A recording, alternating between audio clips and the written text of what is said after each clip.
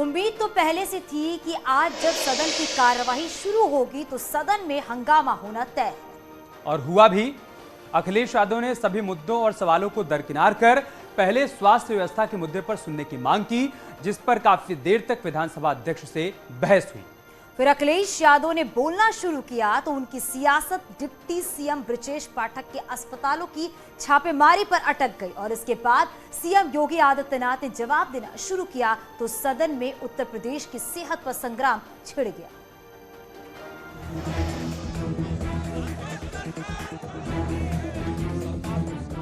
कल हंगामा सड़क पर बरपा था, आज सड़क पर नहीं बल्कि विधानसभा में बरपा।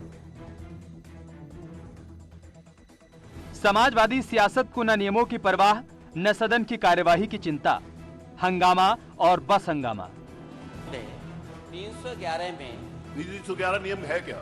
नियम ये है कि किसी भी उत्तर प्रदेश में जनता के हित में अगर सवाल उठना तो कार्रवाई रोक करके चर्चा होनी चाहिए। मैं ये अध्यक्ष महोदय आपसे जानना चाहता हूँ 311 पढ़िए हमारे। आखिरकार उत्तर प्रदेश में आज नेता प्रतिपक्ष आप उसको पढ़ो तो, आप नहीं पढ़ो और किसी को पढ़े। मनोज जी पढ़िए आप। दरअसल सदन में सवाल पूछने और चर्चा करने के लिए कुछ नियम होते हैं। विपक्ष की ओर से सवाल कानून व्यवस्था को लेकर थे, महंगाई और बेरोजगारी पर थे, लेकिन जब अखिलेश यादव बोलने के लिए उठे तो सवाल स्वास्थ्य व्यवस्था का उठाया। जो प्रश्न लगे हैं लॉ एंड ऑर्डर से लगे, जो प्रश्न लगे हैं आज की डेट में, ये शिक्षा से संबंधित लगे, शिक्षा भी इंपॉर्टेंट है। आप साइबर क्राइम के संबंध में लगे हैं, ये भी इंपॉर्टेंट है। विधानसभा अध्यक्ष सतीश महाना की संपत्ति पर विपक्ष ने हंगामा कर दिया। माननीय अध्यक्ष जी, माननीय अध्यक्ष जी, नियम 311 की कोई परिस्थिति विधानसभा के सामने नहीं है। हालांकि इसके बाद विधानसभा अध्यक्ष सतीश महाना ने अखिलेश यादव को स्वास्थ्य व्यवस्था के मुद्दे पर बोलने की अनुमति दे दी, लेकिन इस दौरान अखिलेश यादव ने सदन में जो कुछ कहा उसने सियासत को नया विस्तार दे दिया। अगर आप पे बजट की कमी है तो आप स्वीकार क्यों नहीं कर रहे हैं नेता सदन? राज्य के अंदर इंफ्रास्ट्रक्चर के कार्य हों, बेहतरीन शिक्षा के केंद्र खोलने के कार्य हों, प्रदेश के अंदर स्वास्थ्य की बेहतरीन सुविधा को उपलब्ध करवाने की कार्रवाई हो, या फिर प्रदेश के हर गांव को बेहतरीन कनेक्टिविटी देने, इन सभी कार्यों के लिए धन की कोई कमी नहीं है। अखिलेश यादव जब बोल रहे थे तब उनके निशाने पर उप मुख्यमंत्री बृजेश पाठक थे, क्योंकि स्वास्थ्य और चिकित्सा विभाग उन्हीं के पास है और बृजेश पाठक लगातार प्रदेश के अस्पताल का दौरा कर रहे हैं। अखिलेश यादव का सवाल इन्हीं अस्पतालों को लेकर था।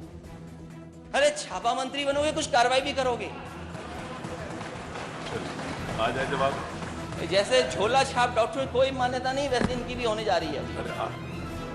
लेकिन सवाल उठता है कि अखिलेश यादव स्वास्थ्य व्यवस्था पर सवाल कम, समाजवादी पार्टी सरकार में हुए काम की फेहरिस्त ज्यादा गिना रहे थे, जिस पर सीएम योगी ने भी करारा पलटवार कर दिया।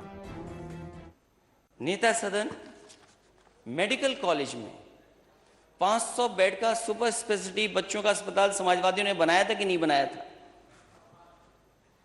200 बेड का जैपनीज इंसेफेलाइटिस के लिए बनाया था कि नहीं बनाया था?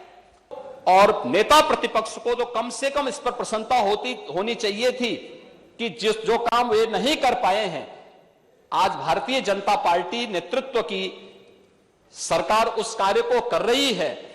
पूर्व सीएम अखिलेश यादव और मुख्यमंत्री योगी आदित्यनाथ के बीच वार पलटवार यहीं पर नहीं थमा।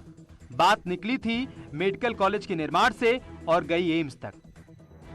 घोषणा पत्र दोबारा पलट के नहीं देखते क्या? आपने कितने एम्स बनाने के लिए कहा था? 5 साल चले गए, कितने एम्स बन गए आप? ये दोनों एम्स जो बन रहे हैं उत्तर प्रदेश में, ये समाजवादियों की देन है, जिसकी वजह से एम्स बन रहे हैं। इनको 4 बार प्रदेश में शासन में रहने का अवसर प्राप्त हुआ है।